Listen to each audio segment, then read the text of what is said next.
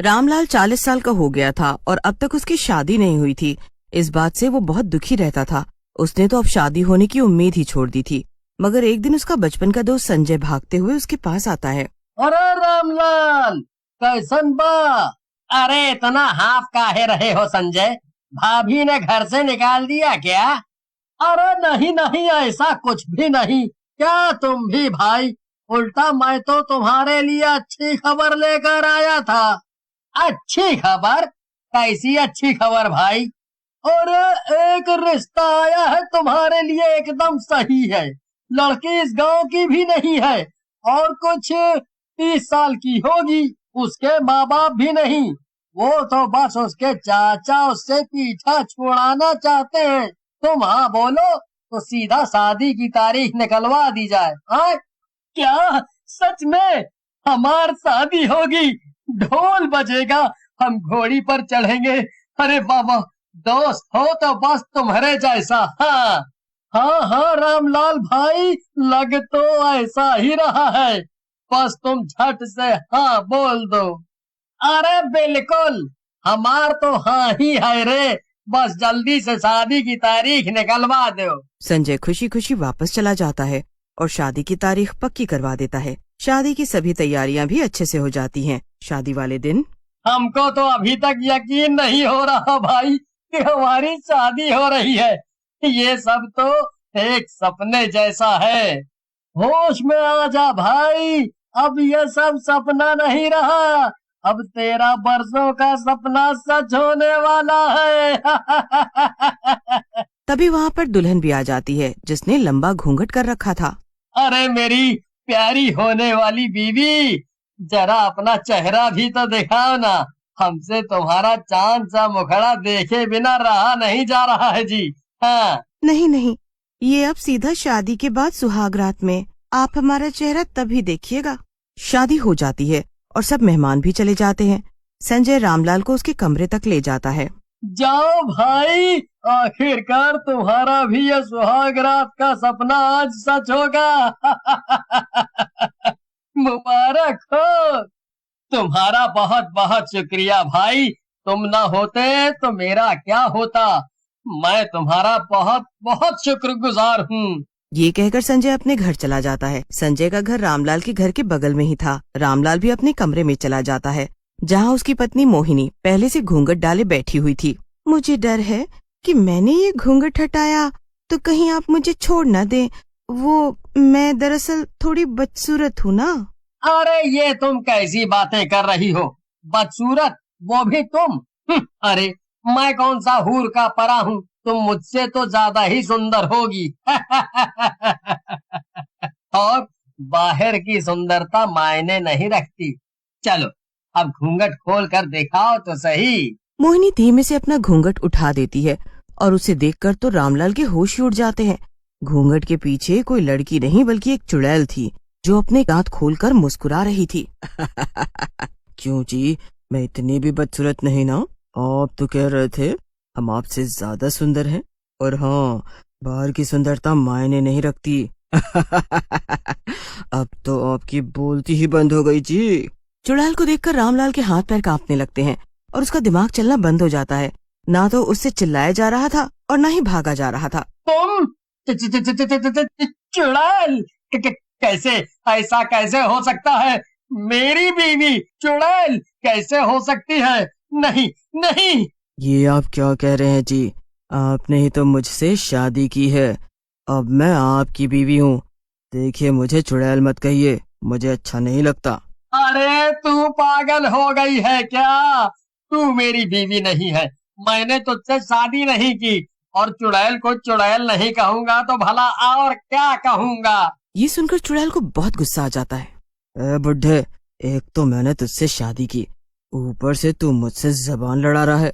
अरे तुझसे कोई जिंदा लड़की तो कभी शादी न करती। ये तो एहसान मान मेरा कि मैंने तुझसे शादी कर ली। अब जिंदा चाहे मुर्दा, तेरी बीवी तो मैं ही हूँ। रामलाल कुछ होश में आता है और जैसे ही उसके हाथ पैर काम करने लगते हैं वो सीधा अपने घर के बाहर भागता है। अरे रामलाल, तुम इतनी रात गए, यहाँ नहा क्यों रहे हो? अंदर क्यों नहीं गए? हाय, पहले दिन ही भाभी से लड़ाई हो गई क्या? अरे संजय के बच्चे, ये तूने मेरे सर पर कैसी मुसीबत बांध दी। इससे बेहतर तो मैं जिंदा ही था। अरे वो कोई औरत नहीं, चुड़ैल है, चुड़ैल। क्या? ये तुम क्या कह रहे हो रामलाल? तुम होश में तो हो? भला तुम अपनी पत्नी को चुड़ैल कैसे कह सकते हो? हाय, ये तो बहुत गलत बात है। अरे ऐसा तो हम भी नहीं करते हैं, जबकि हमारी पत्नी तो हमें मारती भी है। अरे मैं झूठ नहीं बोल रहा संजय, वो सच में चुड़ैल है। वो जिंदा नहीं है, मर चुकी है। वो सच में चुड़ैल ही है। संजय धीमे से खिड़की के पास जाता है और अंदर झांक कर देखता है। अंदर का नजारा देखकर तो उसकी हवा ही टाइट हो जाती है। वो जल्दी से भागकर रामलाल के पास आता है। अंदर तो सच में चुड़ैल है रे, मगर तुम्हारी पत्नी तो जिंदा थी। मैं खुद शादी होने से पहले मोहिनी से मिला था, फिर ये यहाँ चुड़ैल कहाँ से आ गई रे? ये तो कुछ बड़ी गड़बड़ है। मैं नहीं जानता, मैं नहीं जानता। बस तुम किसी तरह इस चुड़ैल से मेरा पीछा छुड़वाओ। क्या किया जाए रामलाल? सबसे पहले तो हमें यह पता लगाना होगा कि मोहिनी कहाँ है और ये चुड़ैल कहाँ से आई। वैसे भी वो चुड़ैल तो तुझे पति मानती है ना रामलाल। तू किसी तरह कल तक उसके साथ रह ले, वो तुझे थोड़ी ना मारेगी। और मैं अभी के अभी मोहिनी के गांव जाता हूँ और सच का पता लगा कर आता हूँ। ये कहकर संजय वहाँ से चला जाता है और मजबूरी में रामलाल को घर के अंदर जाना ही पड़ता है। अरे आप आ गए? मैं तो कह रही थी कि बहुत देर हो गई। अब आप सो जाइए, सुबह जल्दी भी तो उठना होगा। मैं रात में नहीं सोती, मैं जा रही हूँ गाँव में भटकने। ये कहकर चुड़ैल खिड़की से बाहर उठ जाती है और तब जाकर रामलाल को राहत मिलती है। किसी तरह रामलाल सो जाता है। अगले दिन जैसे ही उसकी नींद खुलती है, वो देखता है कि चुड़ैल उसके ऊपर ही छत पर उल्टी लटकी हुई थी। ये देखकर वो चिल्ला देता है। चुड़ैल नीचे जमीन पर आ जाती है और कहती है, अरे अरे आप चिल्ला क्यों रहे हैं? मुझे बिल्कुल पसंद नहीं आता जब कोई मुझे देखकर चिल्लाता है। तो फिर बताइए मैं आपके लिए खाने में क्या बनाऊं आज? बंदर की बिरयानी या मुर्गे का सलाद? नहीं नहीं, आज मेरा व्रत है। मैं सिर्फ चाय पीऊंगा, वो भी खुद की बनाई हुई। तुम जाकर टीवी क्यों नहीं देखती? क्या आपके यहाँ टीवी है? मुझे तो टीवी देखना बहुत पसंद है जी। चुड़ैल जाकर टीवी देखने लगती है और रामलाल अपनी रसोई में जाकर चाय बनाने लगता है। तभी रामलाल रसोई की खिड़की से बाहर देखता है। संजय किसी लड़की को लेकर रामलाल के घर की तरफ ही आ रहा था। ये देखकर रामलाल पहले ही घर से निकलकर संजय के पास पहुंच जाता है। अरे रामलाल, यही तो थी तेरी होने वाली बीवी, यही है मोहिनी। क्या? तो फिर वो चुड़ैल, वो कौन है? उसने तो कहा था कि उसका नाम मोहिनी है। असल में वो मेरी जुड़वा बहन रोहिणी है। बचपन से ही वो मुझसे बहुत नफरत करती थी। कुछ दिन पहले जब मेरा रिश्ता तय हुआ तो उसने मुझसे बहुत लड़ाई की, क्योंकि उससे पहले मेरा रिश्ता तय हो गया था और वो घर के बाहर भाग गई।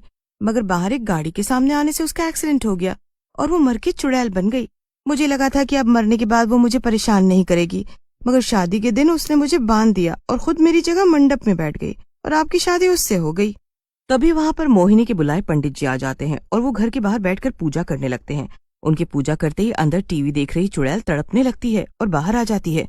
ये सब क्या हो रहा है? बचाओ बचाओ, मुझे कोई बचाओ। तुम चिंता मत करो, हैं? इस पूजा से तुम्हारी आत्मा को शांति मिल जाएगी। पंडित जी पूजा खत्म कर देते हैं और फिर चुड़ैल गायब हो जाती है। तब जाकर रामलाल चैन की सांस लेता है। आखिरकार उस चुड़ैल से मेरा पीछा छूटा। हाँ, हे प्रभु, बाल बाल बचे।